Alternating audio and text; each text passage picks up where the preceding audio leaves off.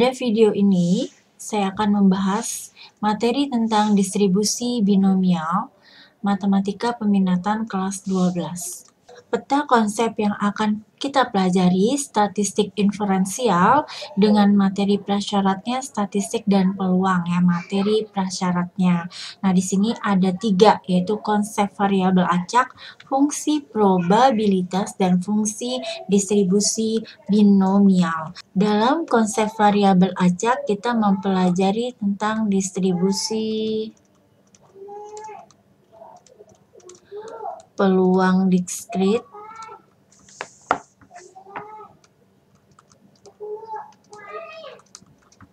lalu distribusi peluang kontinu, lalu distribusi binomial, dan distribusi normal, nilai rata-rata atau nilai harapan matematika. Baiklah, yang pertama kita bahas mengenai distribusi peluang diskrit. Bagaimana bentuk soalnya? Kita lihat. Satu mata uang setimbang dilempar sebanyak 3 kali. Jika G menyatakan sisi gambar yang muncul dan S menyatakan sisi angka yang muncul, tentukanlah ruang sampelnya. Misalnya, X adalah variabel yang menyatakan sisi angka dan yang muncul ya. X adalah variabel yang menyatakan sisi angka yang muncul. Tentukanlah nilai X yang mungkin, susunlah distribusi peluang X-nya.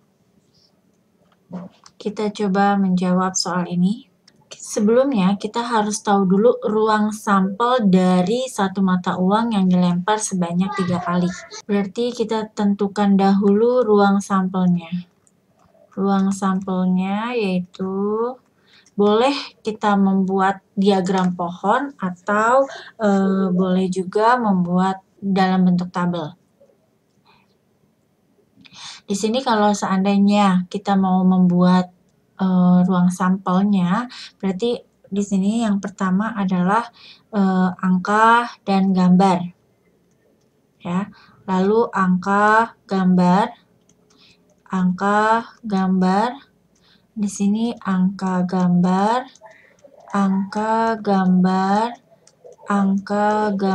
dan angka, gambar. Nah, lalu di sini angka, gambar, gambar,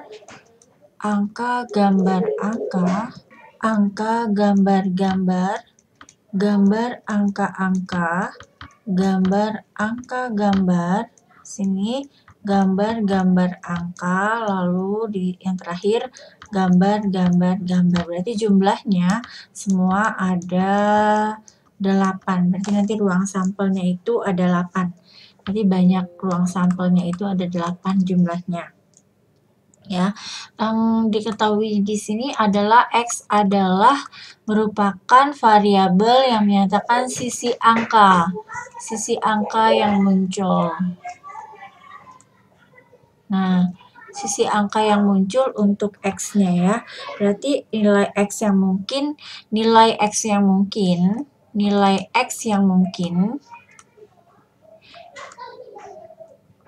angka, berarti kan angka ya. Angka bisa jadi tidak ada sama sekali, atau angkanya cuma 1, angkanya cuma 2, atau angkanya cuma 3.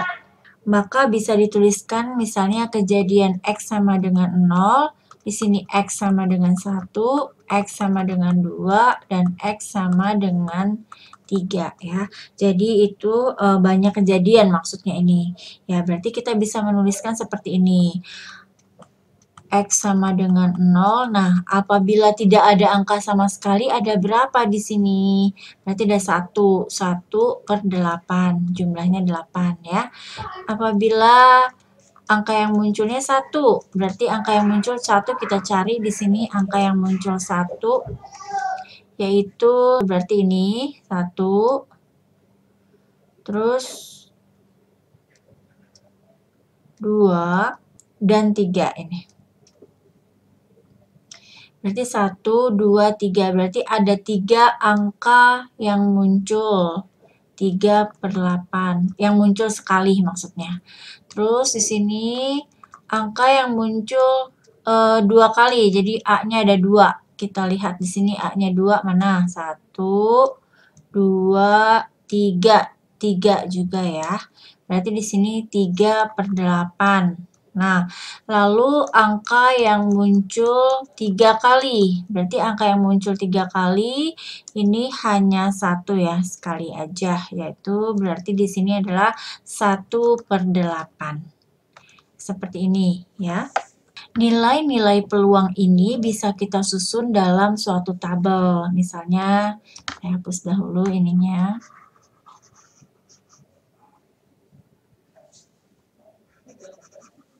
Oke, kita susun dalam suatu tabel, yaitu misalnya seperti ini, tabel distribusi peluang tabelnya distribusi peluang diskrit ya. Ini tabel distribusi peluang diskrit X, yaitu di sini X dengan Px sama dengan X ya. Oke, kita bikin tabelnya di sini. Jumlahnya ada 4 ya, karena 0, 1, 2, 3, 4. 0, 1, 2, 3. Jadi ada 4 tabel. Tinggal kita masukkan angka yang jumlahnya 0, 1/8, lalu 1, 3/8, di sini 3/8, dan 1/8. Inilah susunan distribusi peluang X. Ya. Soal selanjutnya, misalnya 4 mata uang setimbang dilempar sekaligus. X menyatakan sisi angka, berarti X-nya sisi angka. Tulislah distribusi peluang X, dan kemudian tentukan peluang X sama dengan 1 dan peluang X sama dengan 3. Sebelum kita menyelesaikan soal ini, terlebih dahulu saya akan mengingatkan untuk rumus peluang adalah NA/NS ya. Oke, rumus peluang adalah NA/NS. Nah, di sini coba kita jawab. Nah, 4 mata uang berarti kita harus cari dulu ruang sampelnya. Kalau kalian menggunakan diagram diagram pohon atau tabel, itu terlalu banyak. Maka untuk mencari ruang sampelnya, tinggal kita pangkatkan saja 2 pangkat N. N-nya adalah jumlah mata uang. Berarti 2 pangkat 4 sama dengan 16. Ya, ini ruang sampelnya. Lalu di sini nilai X-nya ya, nilai X yang mungkin ya, nilai X yang mungkin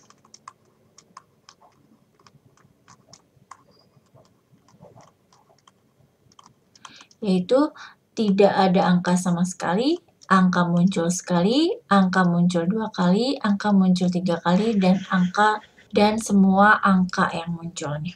Ya. Lalu untuk mencari banyak kejadian ya, banyak kejadian misalnya X ini angka munculnya tidak ada sama sekali. Berarti kita menggunakan rumus kombinasi, yaitu 4C0. Jadi 4 itu adalah 4 mata uang ya. Sementara rumus kombinasi untuk mengingat kalian, N faktorial kali K faktorial N min K faktorial. Ini rumus kombinasi. Lalu banyak kejadian X sama dengan 1, angka yang muncul sekali berarti 4C1. Banyak kejadian X sama dengan 2, maka 4C2 dan seterusnya ya. Banyak X sama dengan 3 berarti 4C3. Nah, terus apabila di sini banyak kejadiannya 4, berarti X sama dengan 4, berarti 4C4. Seperti itu. Ini adalah NA-nya. Ya, NA-nya. Banyak suatu kejadian. Dan ini adalah NS-nya. NS-nya adalah 16. Ya. NA-nya ini. 4C0, 4C1, 4C2, 4C3, dan 4C4. Nah, sekarang kita lihat rumus peluang adalah NA per NS kan? Ya, terus di sini yang ditanyakan tidak semua peluang nilai X yang muncul, hanya PX sama dengan 1 dan X sama dengan 3. Berarti kita cari dulu di sini. Nah, dicari boleh langsung atau cari NA-nya dulu. Berarti kalau X sama dengan 1, berarti kalau X sama dengan 1 kan 4C1 ya. 4C1 itu berarti 4 faktorial per 1 faktorial 4 dikurang 1 faktorial. Berarti 4 faktorial per 3 faktorial atau 4 kali 3 faktorial per 3 faktorial. Lalu 3 faktorialnya saya coret menjadi di sini hasilnya adalah 4 ya. Ini 4. Ini berarti NA-nya sama dengan 4. Nah, NS-nya sama dengan 16. Berarti di sini PX sama dengan 1 adalah 4 per 16. Hasilnya adalah 1 per 4. Tuh. Oke, paham ya? Lalu kita lihat lagi yang PX sama dengan 3. Kita hapus dahulu. Yang ditanya adalah PX sama dengan 3. Berarti kita harus cari dulu X sama dengan 3-nya untuk mencari NA. NA berarti di sini 4C3 ya. 4C3, 4 faktorial per 3 faktorial, 4 dikurang 3 faktorial. Yaitu 4 faktorial per 3 faktorial kali 1 faktorial, tidak usah ditulis, berarti 4 kali 3 faktorial per 3 faktorial. Ini hasilnya adalah sama ya, hasilnya sama dengan 4. Hasilnya sama dengan 4. Lalu ini adalah NA-nya. NA-nya sama dengan 4. Sementara untuk NS-nya adalah 16. Maka peluang nilai angka yang muncul sebanyak 3 kali adalah 4 per 16. Atau boleh kita sederhanakan menjadi 1 per 4. Demikianlah penjelasan saya tentang distribusi peluang diskrit. Untuk selanjutnya, materi selanjutnya saya akan menjelaskan tentang distribusi binomial, normal, dan nilai harapan matematika. Oke, semoga bermanfaat dan semoga kalian bisa pahami apa yang saya jelaskan. Terima kasih. Assalamualaikum warahmatullahi wabarakatuh.